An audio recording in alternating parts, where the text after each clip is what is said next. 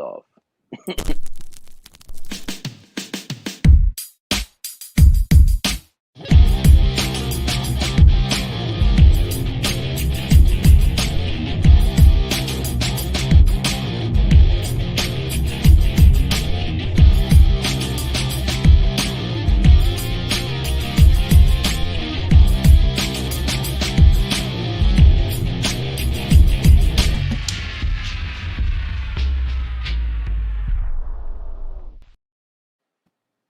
Happy Sunday.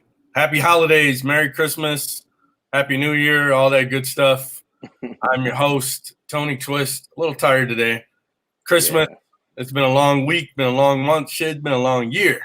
Welcome to ATW, All Things Wrestling Podcast. This is our last show of the year.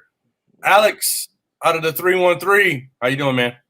I'm doing good, man. I'm a little tired too, man. It's been a long week.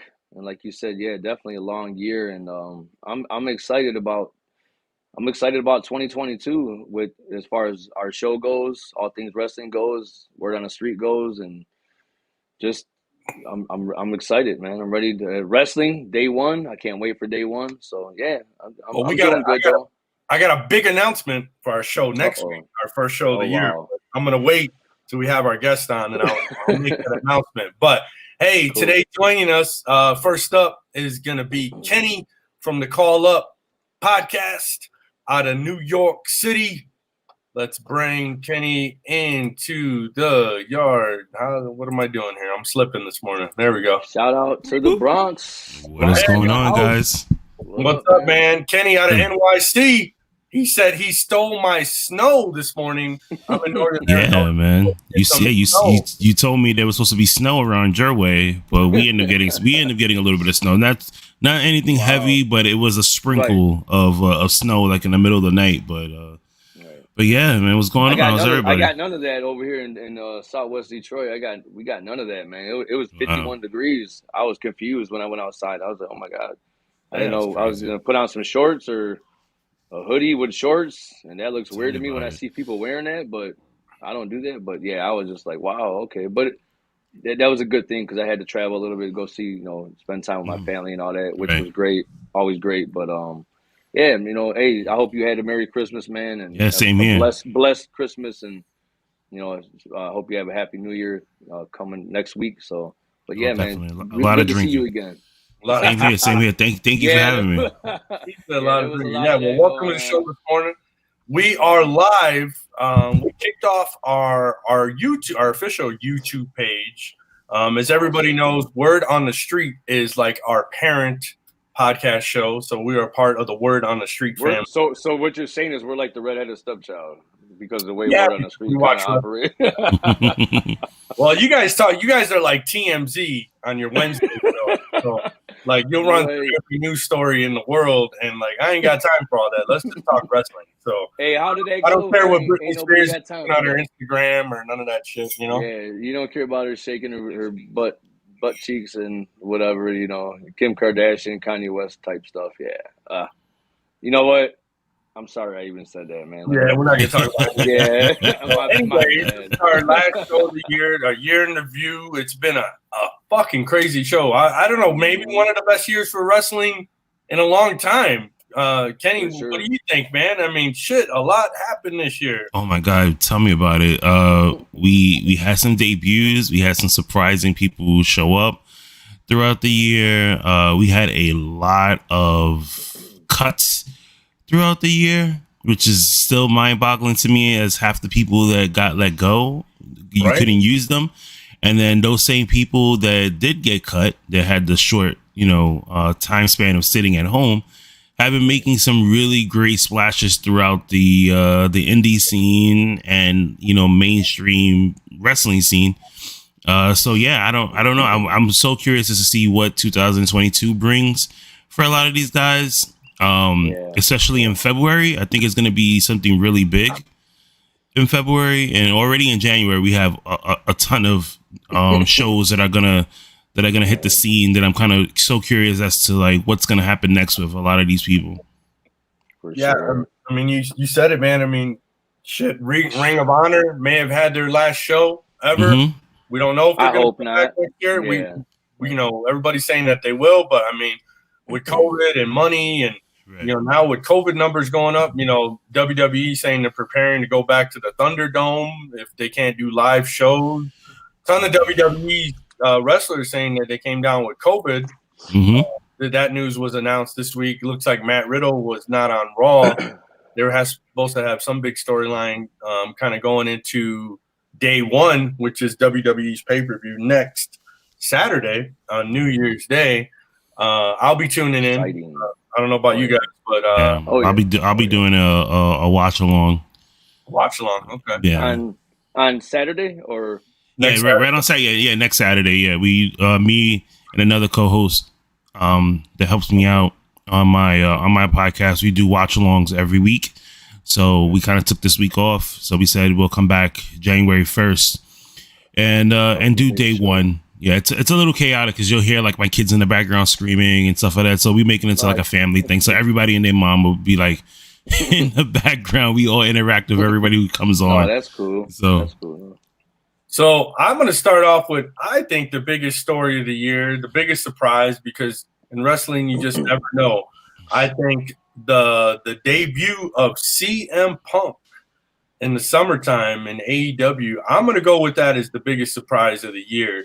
They've been talking about CM Punk for, every year. I think wrestling fans are hoping this is going to be the year that he comes back. It's been 7 years, and he pops up on AEW's pay-per-view. I think definitely the biggest shocker of the year. What do you guys think? Spoiler alert! I'm sorry. I never watched CM Punk live when he was in WWE. Okay. Like I kind of took a break from wrestling at the time when like say CM Punk started and like John Cena and stuff like that. So I know everybody was like super excited to hear that, CM Punk was coming back. Right. To wrestling or some type of wrestling aspect of it into the business. And I was just like, oh, okay, that's cool. Like, all right. Let me see. So I had to, I did see CM Punk matches. Like once I started coming back into wrestling and just watching like as much wrestling as I can. But just, I guess for other people who've seen him live and seen him and, and got to interact with him, it was more of something big for him, for them. Right. It was more like a celebration. Yeah. As opposed to like, a Stone Cold or The Rock coming back or something if Stone Cold comes back, I'm fucking jumping out my seat. Right. Yeah. Cause you know what you're going to, you kind of know what it is. You know what you're going to get because we are hardcore wrestling fans, right. But so I feel you on that. I just didn't think that they were gonna do, and I wish that they would have did him and Bryan Danielson separately. Mm-hmm. I mean, that's more bang for their buck. And you know what? And you would think that the Khans or Nick Khan, Tony Khan, would being the smart businessman he is, you would think that he would want to. Separate that. But you know what? Once again, AEW is a totally different, the environment as opposed to, WWE and the way they do things. And they care more about their fans to me, in my opinion, at least this past year or, the last couple of years. So, yeah, but he's going to give the fans what they want. I watched that pay-per-view and I got to tell you, the range of emotion was like, it was crazy because yeah, Punk, CM Punk does his debut, and then everyone's like, okay, it's gonna be Bryan Danielson, and then fucking Adam Cole comes out, and I think that was, it was like they were just dropping them left and right, and I was so pissed. I'm not an Adam Cole fan. I was not, like I've said on the show, really not a big NXT guy. So do you look at him like? Do you look at Adam Cole like kind of how you look at Edge? I hope not because I love Adam Cole. No, I'm just asking. Like, is he on that? No, he's more. I like it. I don't know fans gimmick. I like him in AEW. I didn't really watch him, in NXT. But I was or Ring of Honor, even Ring of Honor. When Adam Cole came out, because I think everybody was expecting it was going to be Bryan Danielson. He comes out and his music hits, and then. That had to have been one of the loudest Adam Cole, baby. Oh yeah. I was there live. I was actually in the building for that one. Really? Yeah. Oh, you serious? And then they hit you with Bryan Danielson's music hits. Wow. And then I was like, oh, shit. I'm like, damn. Jumping up, watch. I was like, this is like the greatest pay-per-view ever. Right. Yeah, that was amazing. And that's awesome that you was there, man. Live. Yeah, it was the crazy thing about it is like, so like when you hear like Kenny Omega, you know, cutting his promo at the end, you know, like the thing about it is like when you go to the live shows, especially like the pay-per-views, you can see the camera guys like moving around, right?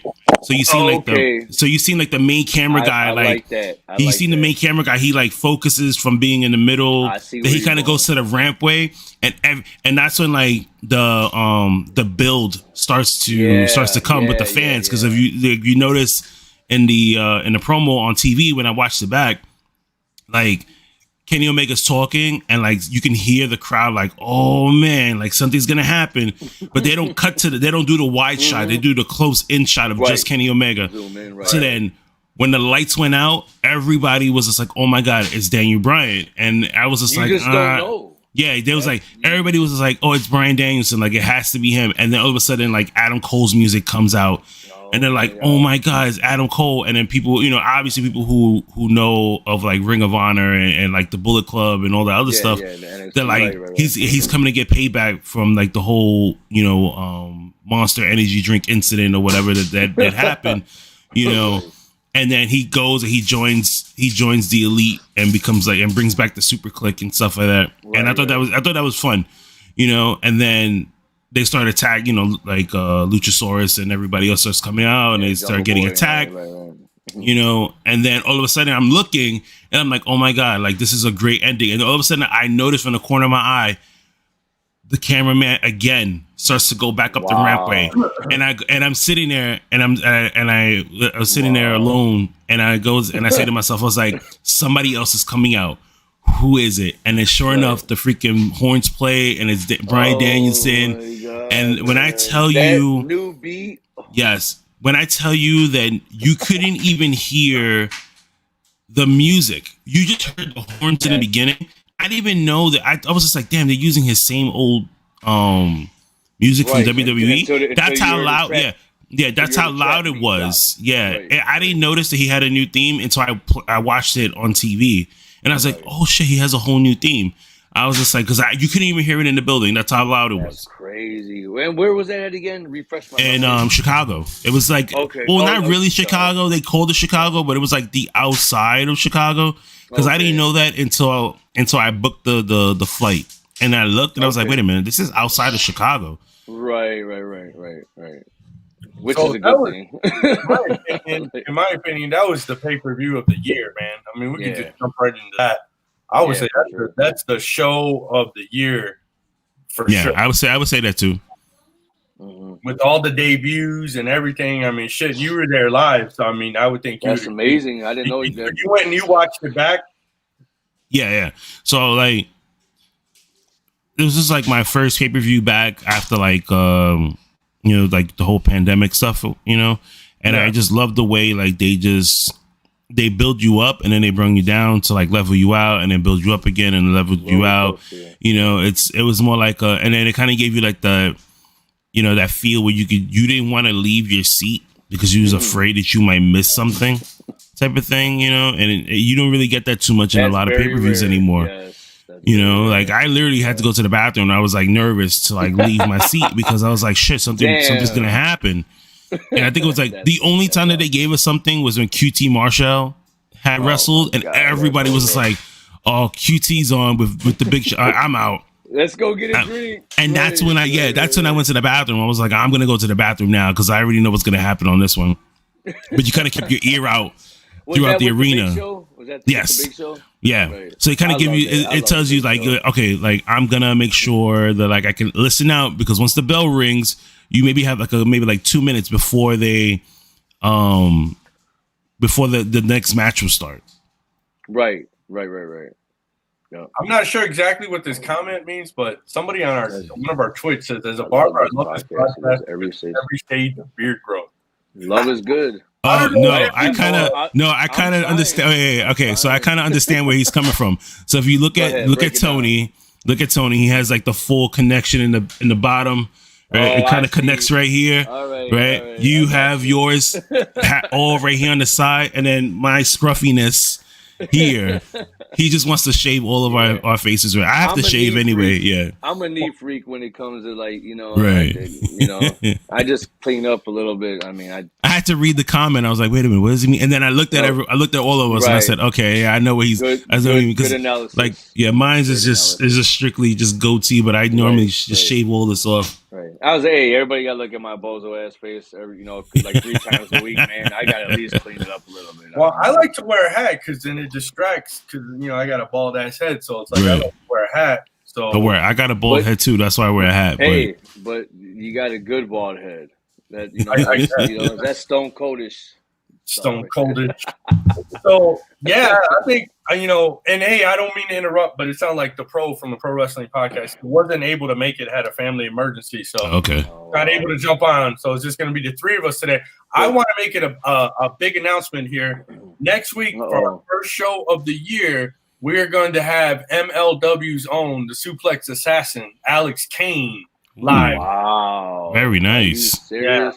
Yeah. So next week, the Suplex Assassin will be in the house. Nice. Awesome, man. That's awesome. I just was on Instagram and was looking at. He had a couple of his posts because I follow him, obviously. Right. And wow, dang, that's amazing.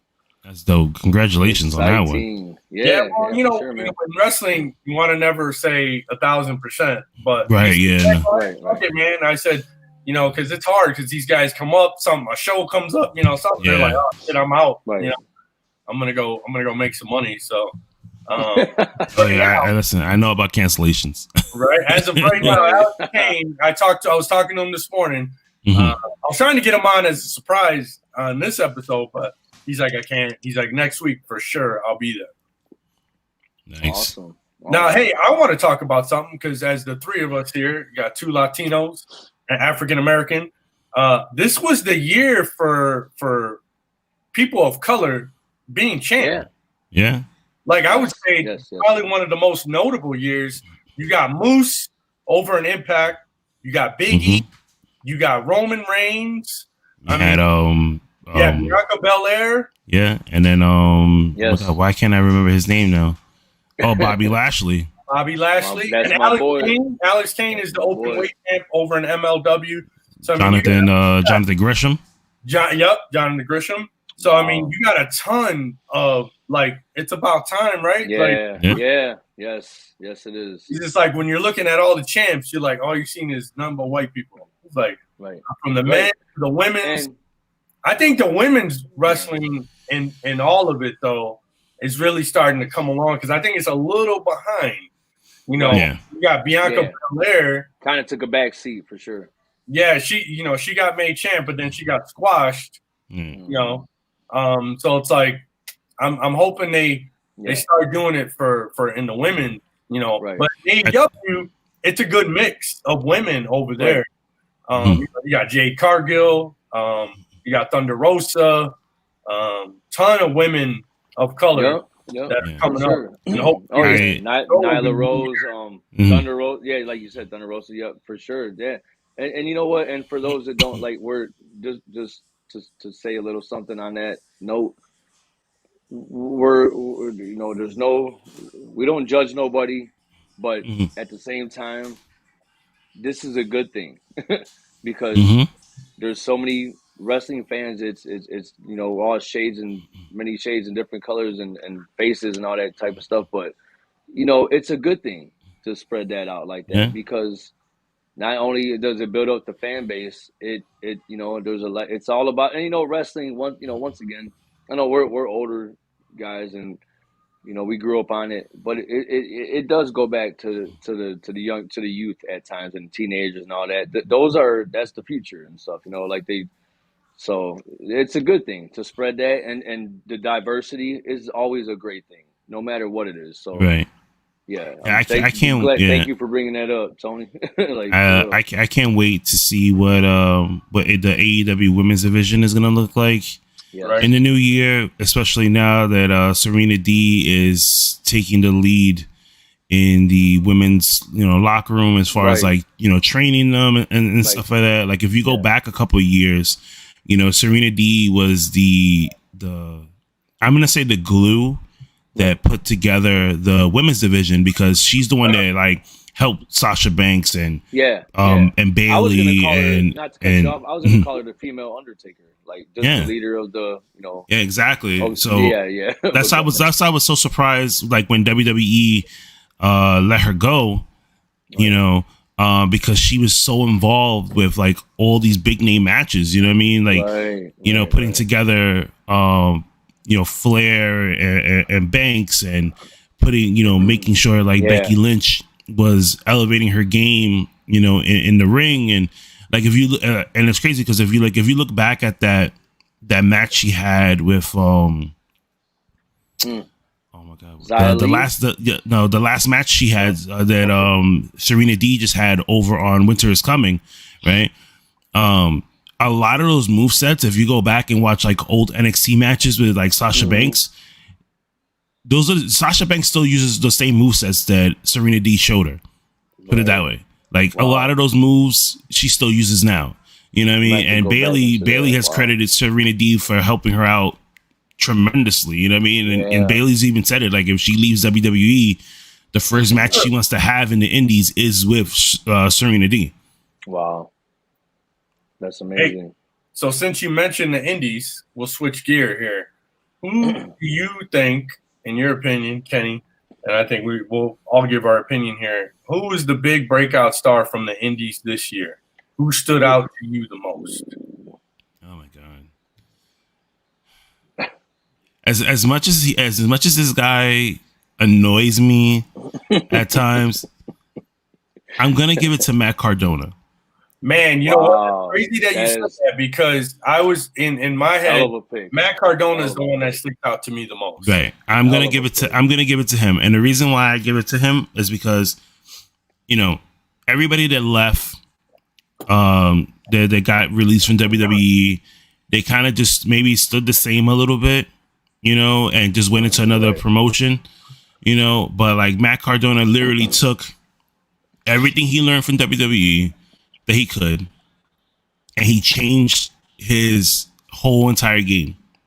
He went from being this woo guy to being a hype bro, and he takes all that, and he's like, I'm gonna take little bits and pieces of everything, and I'm gonna make it on my own, and I'm gonna show you guys why you marketed me completely wrong. So like this guy went from going from like basic action figures to having his own toy line, clothing. He changed his whole gimmick around. Then he went to GCW, and he did the podcast and stuff. With his, what's his name? With Kurt Hawkins. Well, Brian Myers. Formerly, and then going into GCW, I was just like, oh my god, like this is gonna be awful. And he turned it into a freaking profitable, thing. Where like a lot of newer people who were going into GCW were going to go see Matt Cardona. You know what I mean? Like I watched GCW before Matt Cardona got there, and I already knew a lot of the people in there. But like to see this new wave of people, especially like there was a show that they did in Atlantic City, and this is when like Matt Cardona was going for the title, and that half the crowd that came were all from his podcast. Like they had like their own little section, and I was so nervous for those people that I was just like, "Oh my god!"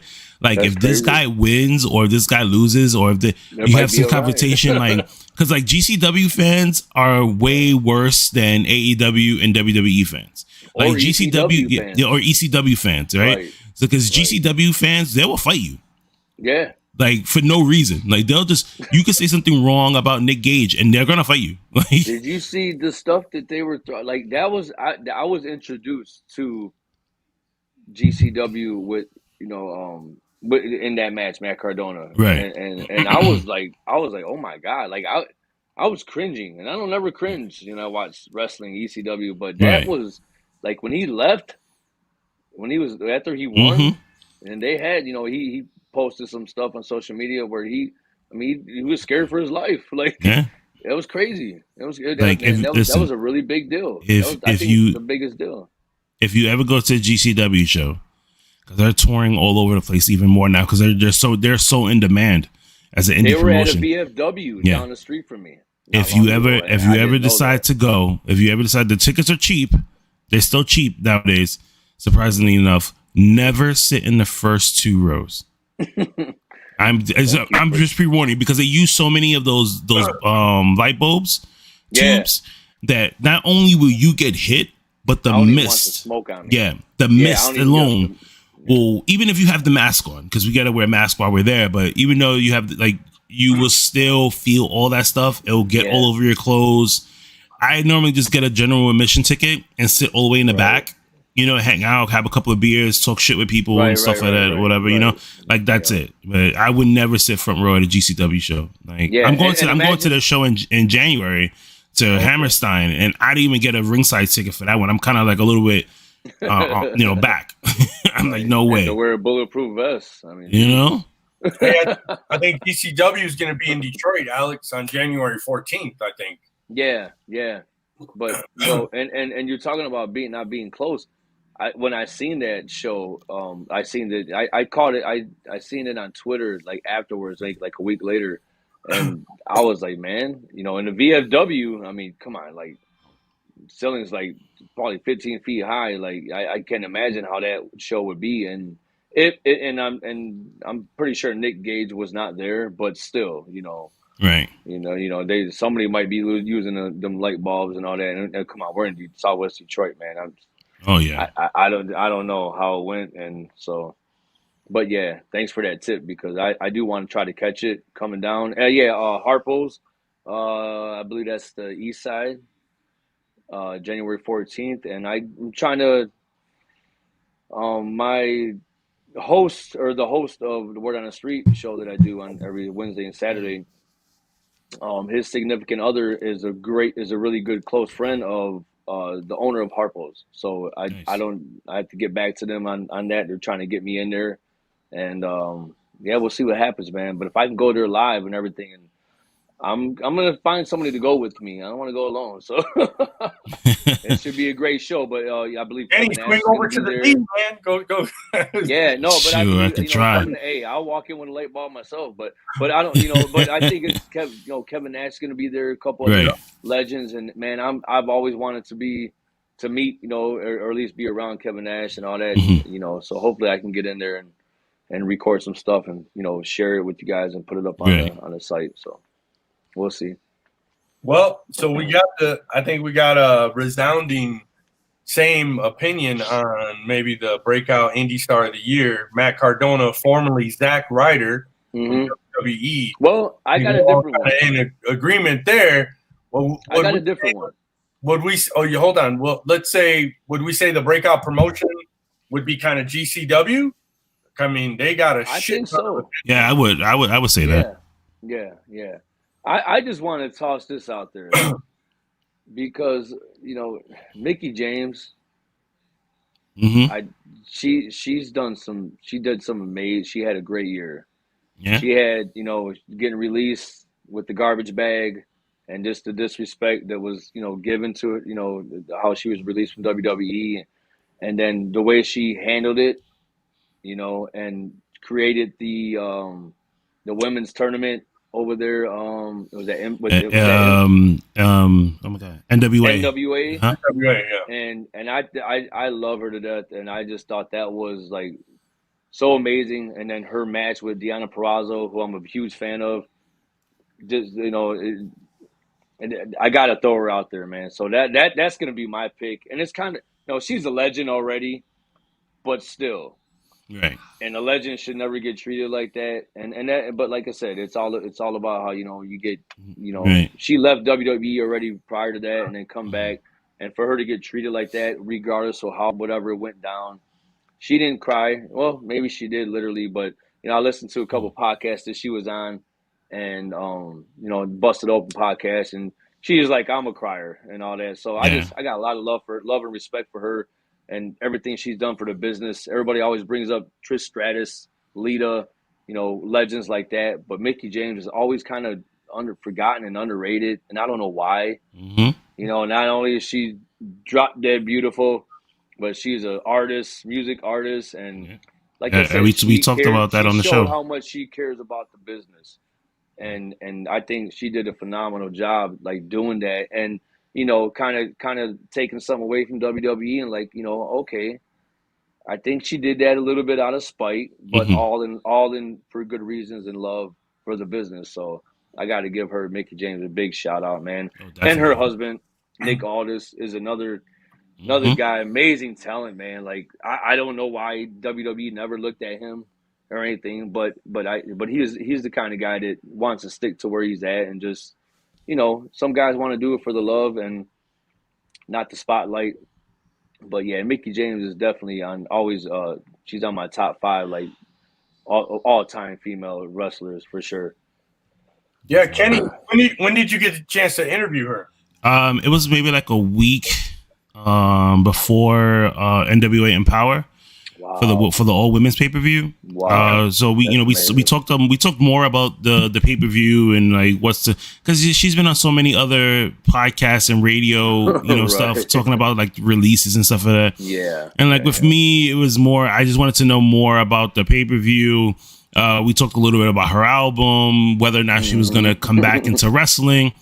Right. And that's what she told me, like, oh no, she does have a match coming up for the pay-per-view, for the Empower pay-per-view coming, going in. So I was like, oh, that's great.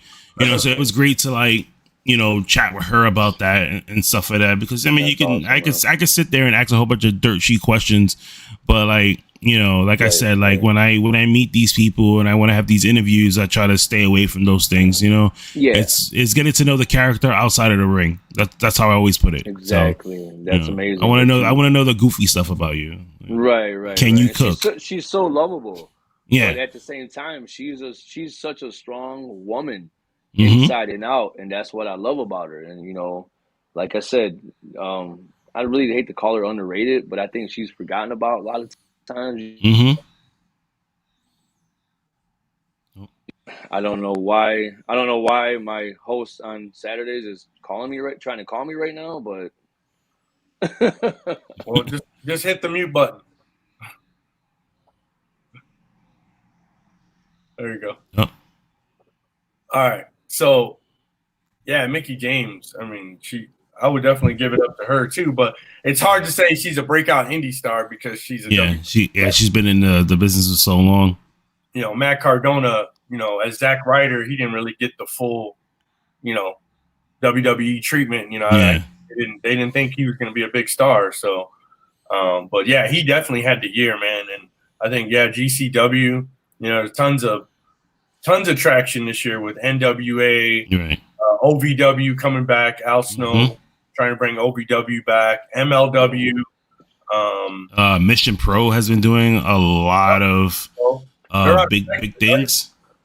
They're out of, where are they from? I think they're in Texas. Oh wow. Well, when we had Sammy Kiss on last week, he was just naming all these Texas. Yeah. I was like, wow. It sounds like Texas. He's saying, there's shows like all the time. But maybe we all need to get to Texas and go check out. I'm telling you. Is that Thunder Rosa's? Like, is that what she's? That's what she's. Yeah, that's her company. With, right? Yeah, it's Mission Pro Wrestling. Okay. Yeah. Okay, so they're owned by Thunder Rosa and Robin Reed. Got it. Okay. So yeah, let's jump into shit. Let's talk about tag teams, man. There's so many great tag teams. I think AEW is really pushing the tag team division more than ever. It's great. I've always been a big fan of tag teams. I think WWE over the last number of years has kind of really dropped the ball. They've created some interesting tag teams. They buried some good tag teams. They fired some good tag teams. It's like, I don't know. I don't know what WWE's plans are going into 2022 as far as the tag team division, but it looks like they're starting to make some noise on Raw. I don't know about SmackDown, because when you think of SmackDown, just pretty much just think of the Usos. Yeah. The tag team division in WWE is like seeks to exist at this point. Right. Like if you ask somebody who watches like the product or maybe kind of sits there here and there and they're like, who's the tag team for Raw? They're like, I don't know. Like name me 3 tag teams for Monday Night Raw. Like, Right. The New Day, no, they're not there no more. Yeah, the dirty dogs. Dirty Dogs. Right? There you go. Yeah. Raw dogs. But maybe Raw dogs would have been better, but what's sad about it is that you have Carmella and Selena Vega, who are the women's tag team champions, right? And they have not went anywhere with these tag titles. It's not like when Bayley and Sasha Banks had the titles and you seen them on Monday Night Raw, you saw them on SmackDown, you saw them on NXT. Right. They haven't done that at all.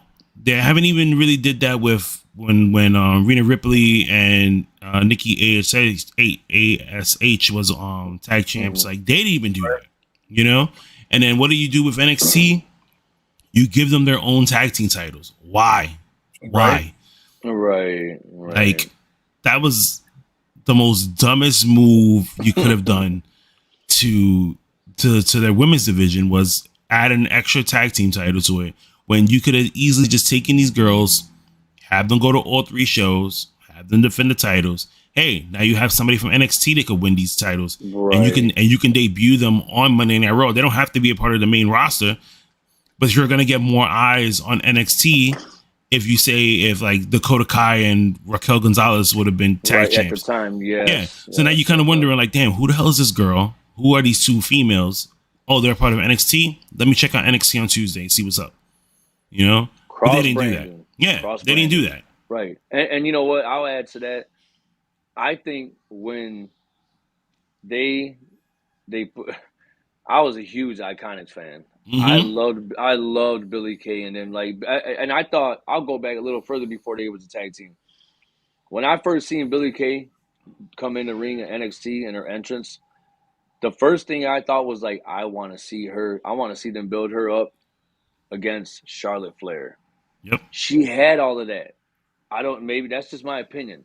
The way she walked in the ring and her whatever was dragging behind it, like, it was just, she was a star to me. Yep. I loved her. And you know, I was like, okay. Then they put her with Cassidy, or what was her name? God, I forget her name. Her tag team partner. Right. But when they put them together and they would do the pose, I loved it. They were just so great. And they put the belts on them. I was so happy for them. And then they took them off them like that because they didn't know what to do. And I think that was the demise of the women's tag team for me. And I was just like, I'm done. I'm done with it. Like, what are you doing? But yeah. So, and they are the tag team champions now in NWA. Impact. Yep. And I was so happy for them. I think I shared the post on our sites. But I was a huge fan of them. And it's like, what are you doing? You have these stars right in front of your face just blinging. And you drop the ball. So, yeah. I think maybe to make the tag team more interesting in WWE is, I think you guys are kind of hitting it on the head. I think the tag teams, it shouldn't be per brand. I think it should be one tag team. They should go through Raw. Chase the belts. Right. That could be for both men and women. That would make it a lot more interesting, I think. Yes, for sure. Like the Universal title or the WWE title, you want to have the brand separation, that's fine. Yeah, it means so much more. Yeah, I think the tag teams showing up on different shows, I think, would make it really interesting and a lot more entertaining. Mm-hmm. Yeah, I mean, they could even mess around and have some fun with it and do, you know, like maybe, hey, I'll drop these. Let a Hill team win, and like I'll drop these belts in the garbage can because they came from Raw. I want to turn them blue. Just do anything, do something to make us care. Yeah, they've totally just treated the women's tag team championship might as well be the 24/7 championship. About it.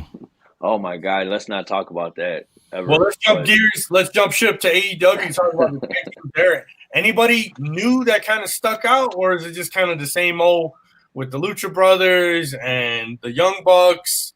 Now you got maybe Jeff Hardy coming over to AEW. Maybe the Hardy Boys getting one last run over there would be interesting. Now with Kyle O'Reilly showing up on AEW, looks like the Young Bucks might be splitting apart from those guys. The Super Elite might be no more with Kenny Omega out. Yeah. There's no timeline on when Kenny Omega's coming back. I was just reading that.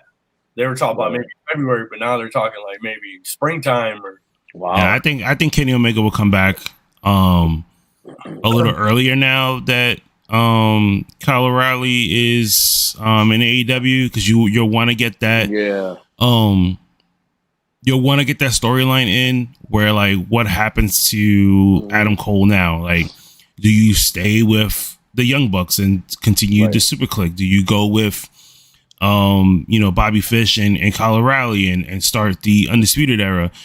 For me, I think it would make a really great storyline, even for being the Elite, where you have Kenny Omega come back. You have the Young Bucks asking Adam Cole, like, what's going on every single week, because you don't have to necessarily bring back Kenny Omega right away if you're going to build him until February. And just say, like, every week you see a little tension between all six guys or all five guys or whatever. Right. And you're kind of thinking to yourself, like, what's going to happen next? Like, Adam Cole's always hanging out with, Bobby and Kyle, and Young Bucks is kind of wondering where he is and stuff like that. And then it just leads into, like, being the Elite, where, like, Kenny Omega's calling him on the phone, finding out updates, and he's not liking what he hears. And then all of a sudden, boom, he shows up at a Dynamite. And you're kind of questioning yourself at the end, like, leave them for, like, the main event.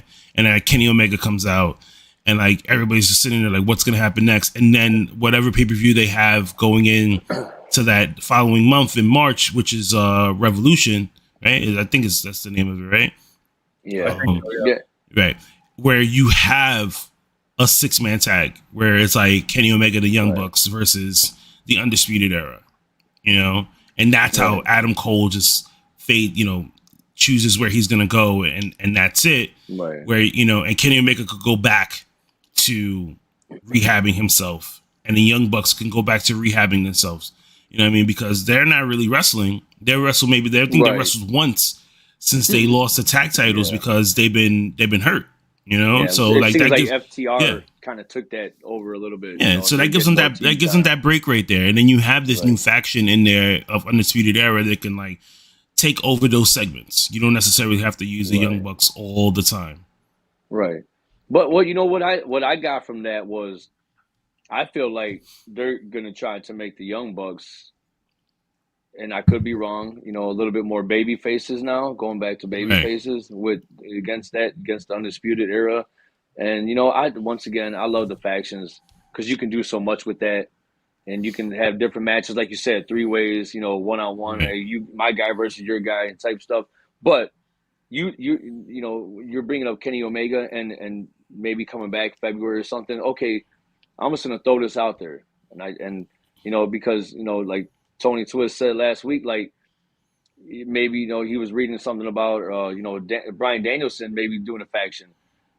I wouldn't mind seeing Bryan Danielson.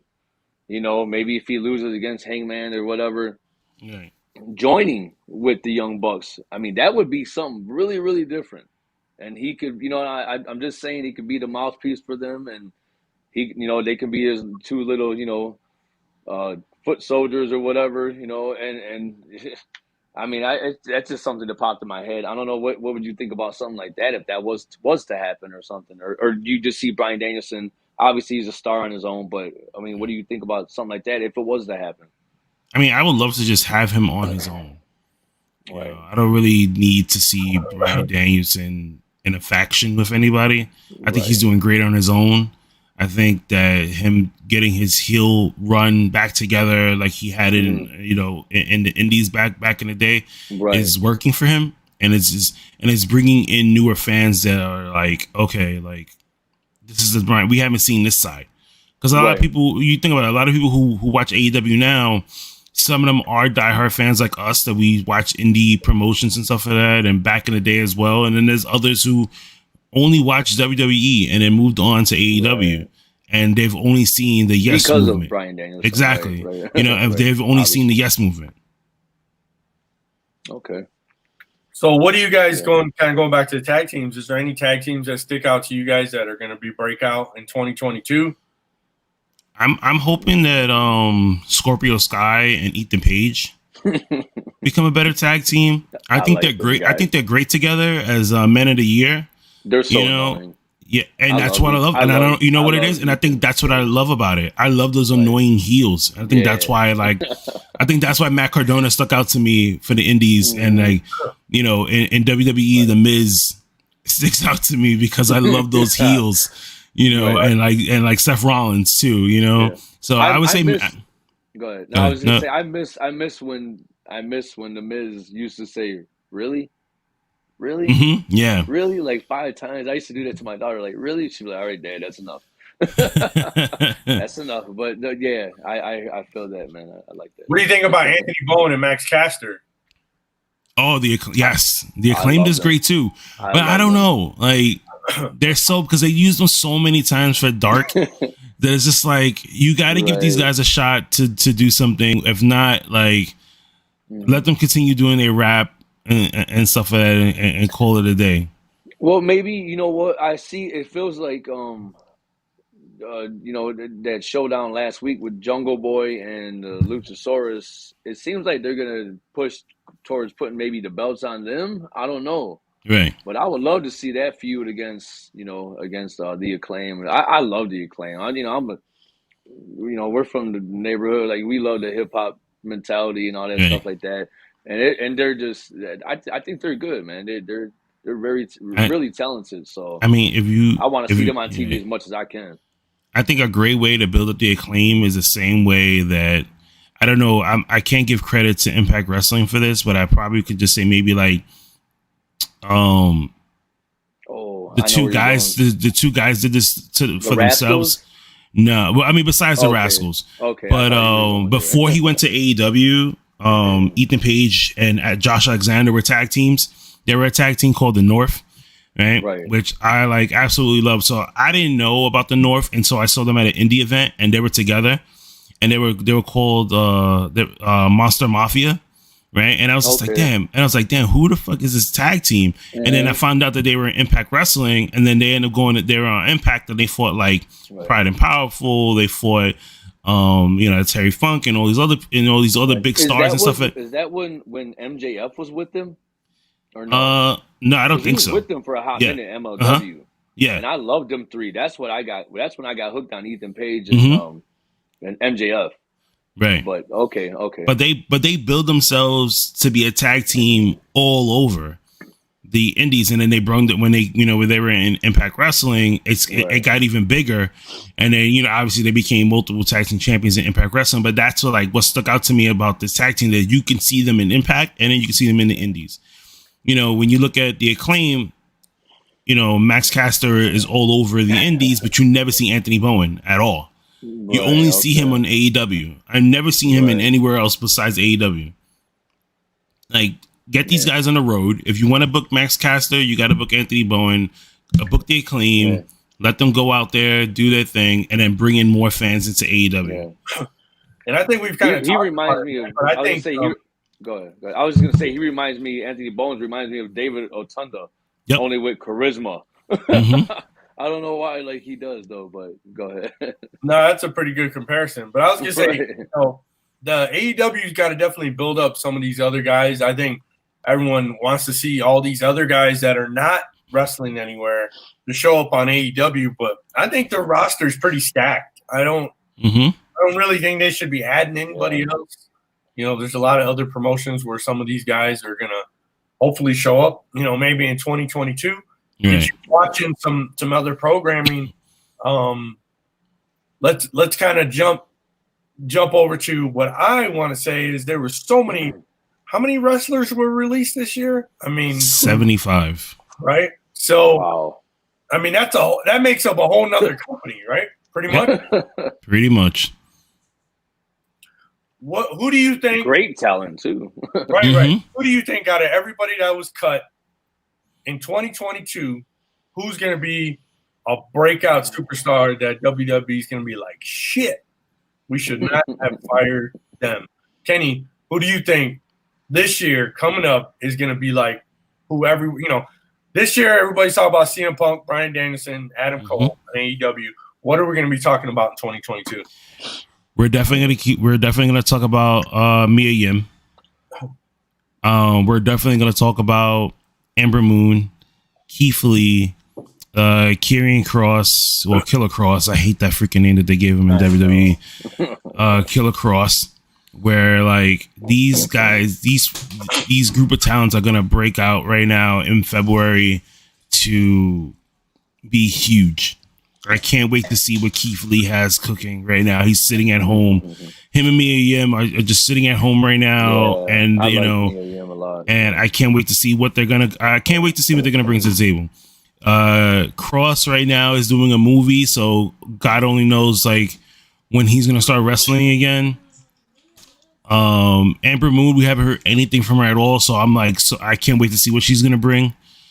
Even the guy who he was Bronson Reed in NXT, Jonah, he's going by now.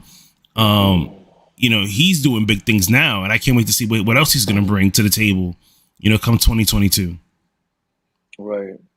Well, what about Wyndham Rotunda, formerly The Fiend? Yeah, I can't, well, you know. I heard he resigned. No, is that true or not true? Or no, I mean, not that I heard of, but okay. But what's crazy about it is that and you know, to bring up that is it's like you don't know whether or not he's going to go back to WWE because they're still selling Fiend merchandise, right? To the point where like they're not even discounting it like they did everybody else that got released. They're still like regular priced.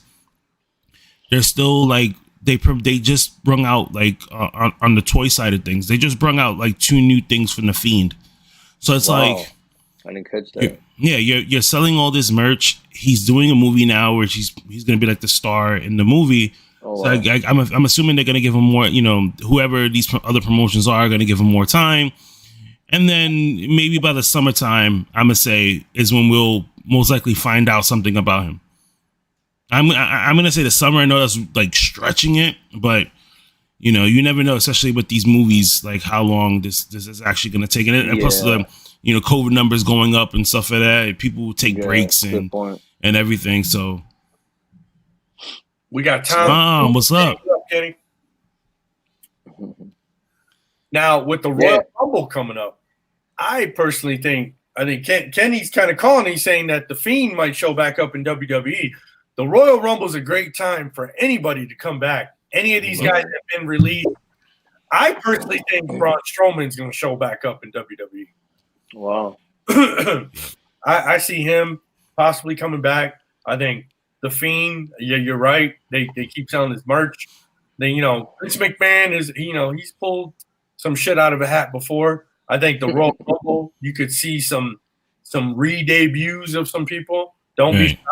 I think a lot of people were shocked that Kevin Owens re-signed and then re-signed Sami Zayn. So I think WWE's just kind of seeing the writing on the wall. They really can't let anyone else go. Yeah. I feel like I agree with you. I feel like their backs against the wall. Right. You know, I wouldn't be surprised to see like somebody like Nia Jax come back, and as much as that might be a question mark, but I mean, like, you know, you haven't heard nothing from her or nothing like that. And I'm gonna throw Nia Jax out there, and I'm gonna throw that's true, Frankie Monet. I mean, I think she's gonna be like Frankie Monet and you know Scarlett Bordeaux, even though she's not a wrestling talent, but those are like they can do so much for you. So and they already got matches coming up in the new year. So like and B Fab, I'm gonna like. I don't know where she. I mean, somebody's got to get her. But I mean, to me, I liked her a lot. I liked her. She definitely needs more training than anything else. B-Fab. I loved her gimmick. I love the personality that she brings even outside of the ring. You know, a lot of fans have said that. You know, she's very nice to meet in person and stuff like that. Right. Checked out a couple of matches that she's actually did have. You know, throughout the time, and I'm just like, okay. I mean, like training wise, like, you know, they post like videos and stuff like that. You kind of like see it, you know, and even the stuff that she did in NXT was okay. You know, I think she needed a lot more training than anything else. Even with Tom here saying, you know, he thinks like Braun is a little salty, and I think so too. I'm going to agree with that because just for the simple fact that I just feel like, you know, you paid this guy all this money. And he signs a 3-year deal, and before that even happens, you guys just release him. Right. And then he's doing stuff with EC3 right now. Yeah, he's doing the bodybuilding stuff too, where he's like getting in shape into competition. So he already said it. He's like, I love wrestling, but I don't want to do wrestling right now. I'm weighing out my options, which is silly because, you know, I would probably try and lock in the deal, especially with all these big names coming up. But he's a smart guy. He knows what he's doing. If he doesn't wrestle anymore, we don't see Braun Strowman wrestle anymore at all. We can definitely see him in the fitness world doing stuff, and that's okay because people who've left wrestling and done bodybuilding stuff have been very profitable throughout the years. You know, for sure, or just even commercials. I mean, and that's the thing. You know, a lot of the people that leave, they even if they leave bitter, like Mickie James did, but she didn't leave bitter. Like she still thanked WWE and you know, because it gave them a platform. You know, one of the biggest. That's the cream of the crop. You know, and you know, it gives them you know, like they're branding themselves, so they can go out and do commercials and do this and that. They can make a living off of, you know, doing other things other than wrestling. So yeah, for sure. Well, yeah, I mean, it's going to be interesting. 2022. There's a lot of big names out there. I think, you know, there's going to be a lot of surprises, a lot of shockers. Maybe some of these guys don't come back. I think you were mentioning Nia Jax. I think she already said it that she's kind of done. That she's kind of calling it a day. She's retiring. Wow. I mean, I don't know if that's just bullshit. Right. She wants to get back maybe later on, but I think she's already kind of said it, or at least she's never going back to WWE. So let's talk about. We got a pay-per-view coming up, and day one for WWE. Let's see, who do we think is going to be champs in the new year?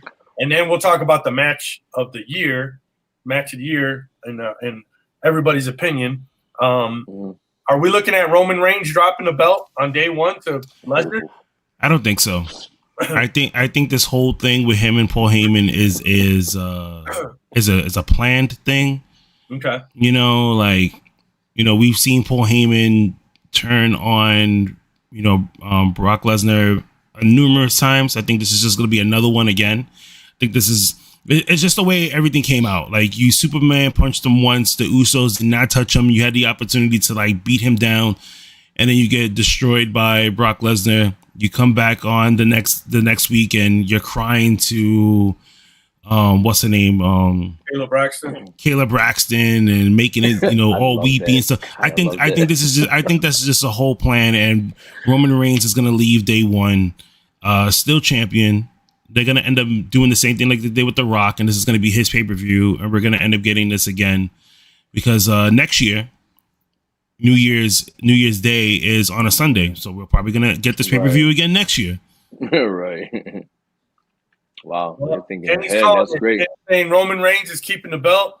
What do we think on the Raw side? Who's walking away out of this four-way match? Is Big E going to be champ on day one, or are we going to have a new champ on Raw?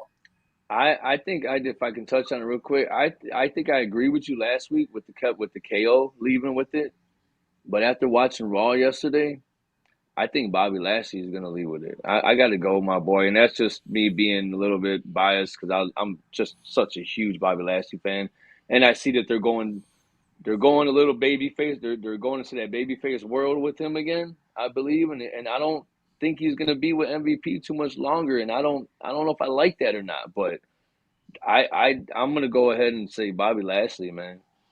I could be wrong, but what do you think, Kenny? I'm a Big E fan all the way. I think Big E is gonna keep the title. That as much as like I feel like maybe Kevin Owens might end up walking away with it, you know. But I'm gonna stick with my guns and just say Big E's gonna keep the title. Oh, sorry about that. So my wife was texting you, but the same thing. She's trying to tell me to get off.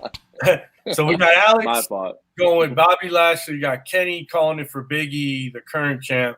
I'm gonna go with Mike. As soon as KO resigned, I was like, KO's walking out with the belt. I really think KO is going over. I wouldn't be surprised if Big E kept it because this would be the way to really elevate him beating three other guys. Yeah. An all-out war, and Big E very good point. would be good to give him a boost. But you know WWE, man. So I think we're gonna say that I'm gonna call it for KO. I think KO's walking out champ on day one. So yeah, I'm a big KO fan. I mean, I wouldn't be mad at that at all. The way they treated him the past 6 months, I'll just keep it to the minimum. But yeah, I like I said, I love Bobby Lashley so much. I just want him to have the belt, and he's a guy that probably doesn't. I don't know. I don't know if you. What do you think, Kenny? Like, is he a guy that you think doesn't need it? Is he at that level yet, or what do you think about that? Oh, we can't hear you, Kenny. All right, my fault about that. I don't really think that he needs it. I don't think that at this point he's elevated himself to the point where like he can just be dominant, just being him. Okay.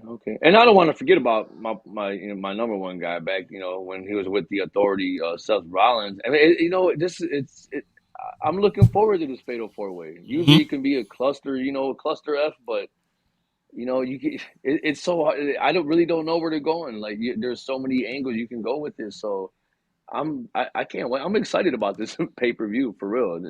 More than I've been in a long time. I'm excited about this pay-per-view as much as I am for the Rumble. So, oh yeah. In 2 weeks, it looks like it was announced on Dynamite. Like Bryan Danielson and Hangman are going at it again. Yep. I'm going to call it for my man Bryan Danielson. I think he's going to get the belt. I think he's going to win it this time around. What do you guys? So Kenny, sounds like Kenny's agreeing. What do you think, Alex? You think Bryan's going to he's going to be the AEW champion going in 2022, or you think Hangman's going to hold on to it? I would like to see him win it, just so Hangman can maybe kind of go down that that dark road again and be like, what happened? I finally got to the mountaintop and I slid right back down to the crap. So I would like to see him chase it again. I think that's good for the business, and I think it's good for it makes it more entertaining. Mm-hmm. And I would I would be so happy to see Bryan Danielson leave WWE and go over there and win that belt. And I know what's going to happen. It's just a matter of when, not if. So I don't know. I guess I'm just going to stick with that. So I'm going to call it like this. I think with Omega coming back sometime maybe in the next couple months, they could really build it into a 3-way feud. Yeah. Because Omega and Bryan didn't get to go again, and then Omega didn't get a rematch against Hangman Page. So it's like he's got a legitimate, he's got like, hey, I need to get I have a shot back in my title, and the three of them, oh man, I mean that's like they could take that money well into next. That's money in the bank. Not no pun intended, but for sure, yeah. So, hey, we'll wrap up the show with match of the year.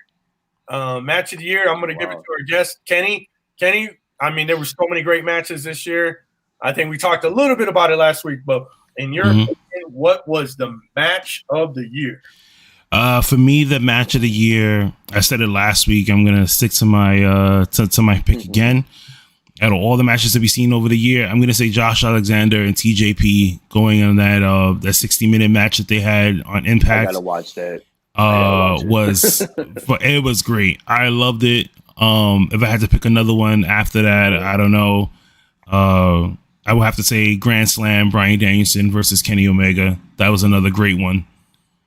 But like I said, my number one pick is always Josh Alexander and TJP, and it was crazy because that was in the beginning of the year in January. Yeah. So so much has happened. Yeah, much has happened this year, man. There's a lot of candidates for great matches. Alex, who are you calling for match of the year? Yeah, I'm gonna stick with the same thing I said last week. I love that MJF Darby Allin match. You don't see MJF wrestle, and only when he wants to, like he says. So just to see him, everything was perfection to me. I'm not gonna lie, I didn't think he had that in him. I really didn't, and I was very entertained by that. I would like to see them go at it again. So that's the match. That's my match of the year right there. MJF versus Darby Allin. Yeah, that was a great match. I think the Hangman Page Bryan Danielson match was great. But I think the Kenny Omega Bryan Danielson match was better. I mean, yeah, everybody loves the Great Iron Man match, but 30 minutes that Bryan Danielson and Kenny Omega went, that was like every second of that match. It was stacked from the minute it started to the end. And that was a dream match for thousands of people. That was definitely a dream match for many real hardcore wrestling fans for sure. So I can't knock that. But before we go off, I want to mention two things, and we didn't talk about. If we can give a breakout star going into 2022, I'm going with my man Hook, Taz's son. There's something about him, man, that I love.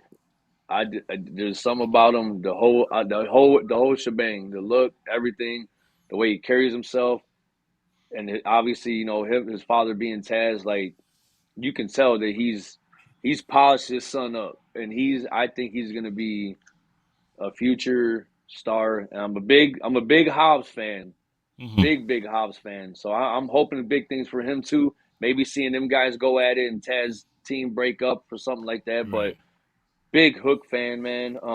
And I just wanted to mention, I thought Britt Baker's promo on Dynamite, you'll shoot your eye out, kid. I love her so much just for saying that. That she is so great, man. I just love that. But that's all I wanted. I had to mention those two things because Hook made his debut a couple weeks ago, and we didn't talk about that, but and I missed it. But yeah, I'm seeing big things for him, man. Well, that's cool. Yeah, we didn't talk about who could be a breakout star. I mean, too many to talk about, man. I mean, we could go on and talk about who's going to have the year. Oh, we lost Alex. Technical difficulties. But, yeah, I don't know, man. What about you? Who you calling for a breakout star for next year? I'm going to say Lee Moriarty. Oh, wow. I think he'll be a really big breakout star. Wow. I love the fact when they signed him to AEW. I love his energy. I love his movesets. And, if they continue working with him and continue building him up, I think he will do great in AEW. And I can see him maybe down the line this year, going for the TNT title and actually holding it. Wow. Okay. Yeah, I mean, I can't really call out a breakout star for this year. I really don't know. There's too many of them, man. Hook. Yeah. I mean, I obviously got to see more from this guy. Right. Pump him up for a big debut. And we'll see what this kid can do. I mean, I'm sure he's got unlimited potential. I don't know. 2022 is going to be, I think, a much bigger year than 20. Can you get any bigger than 2021? CM Punk coming back, Bryan Danielson. I think it can. No, definitely can. One more last question for you guys. What did you think about CM Punk with the face paint? I got to ask you guys. It's okay. It's going to be a wrestling figure down the line. Great marketing. Good. Great point. Well, that's our show for the year, our end of the year 2021 show. Thank you so much for everyone, all of our guests this year. Kenny from the Call Up Podcast. Kenny, where can we find you at, man? Tell everybody. So you can find me on Instagram, at the Call Up Podcast. Same thing on Twitter, even on Facebook, the same thing as well. So drop a line, come in. You can see me every Monday. I do a live watch along on Mondays at 8:00.